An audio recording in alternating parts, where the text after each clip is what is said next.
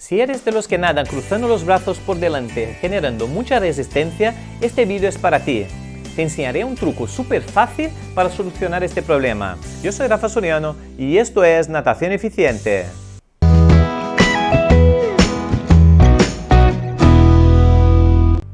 Hola nadadores. Para nadar bien con una buena posición hidrodinámica, no podemos cruzar los brazos cuando nadamos. Tenemos que llevarlos siempre por delante de los hombros. Estas líneas negras pintadas en el suelo representan la anchura de mis hombros. Ahora vamos a ver unos detalles que nos ayudarán a entender por qué es tan difícil conseguir esta posición. Las líneas negras representan la anchura de mis hombros. Son como las vías de un tren y las tenemos que buscar para nadar con posición hidrodinámica. La mano tiene que estar siempre alineada delante del hombro. Lo que ocurre es que no nadamos planos en el agua, estamos siempre con una ligera inclinación. Y esta inclinación hace que mi entrada sea más centralizada, justo donde está la línea roja. Y si entro delante del hombro y mantengo mi brazo aquí, en la rotación mi cuerpo se desplaza y ahora mismo tengo mi brazo inclinado hacia adentro. Y esta inclinación hacia adentro no es porque haya cruzado el brazo se queda cruzado porque mi cuerpo se ha desplazado con la rotación.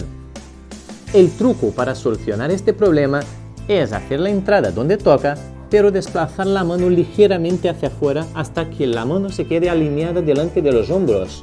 Hago la entrada donde toca delante de los hombros y desplazo el brazo ligeramente hacia afuera y así consigo nadar rotando siempre en posición hidrodinámica y siempre manteniendo mis manos en el raíl del tren.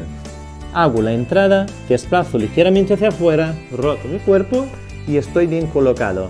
Lo que no puede ocurrir es que entre y lo mantenga justo en el punto de entrada. Hay algunas cosas que hay que tener en cuenta. Algunos nadadores que entran con el brazo cruzado lo desplazan hacia afuera, hacen esta entrada bien hecha, perciben que el brazo está inclinado hacia adentro y lo que hacen es moverlo hacia afuera. Este movimiento hacia afuera genera un frenado también. Tenemos que conseguir en el momento de la extensión del brazo, el brazo entra y durante la extensión del brazo lo desplazo ligeramente hacia afuera.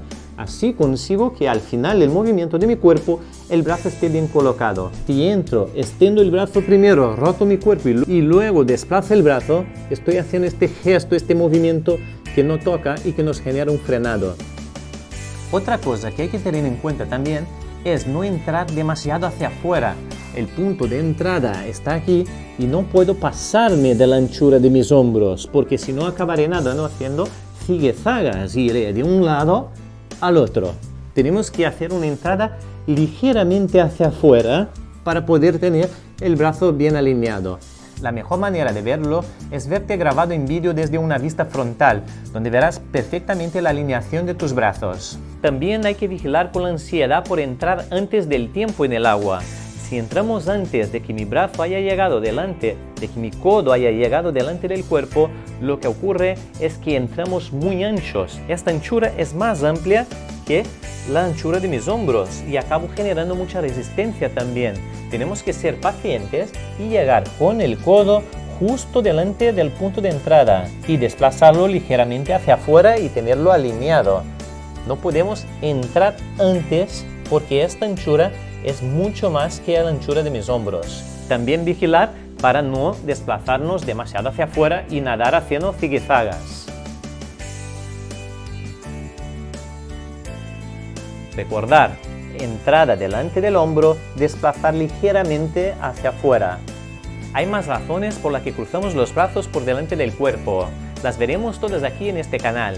Suscríbete para no perderlo. Y si te ha gustado, deja tu like, porque yo no descansaré hasta que tú seas un nadador eficiente.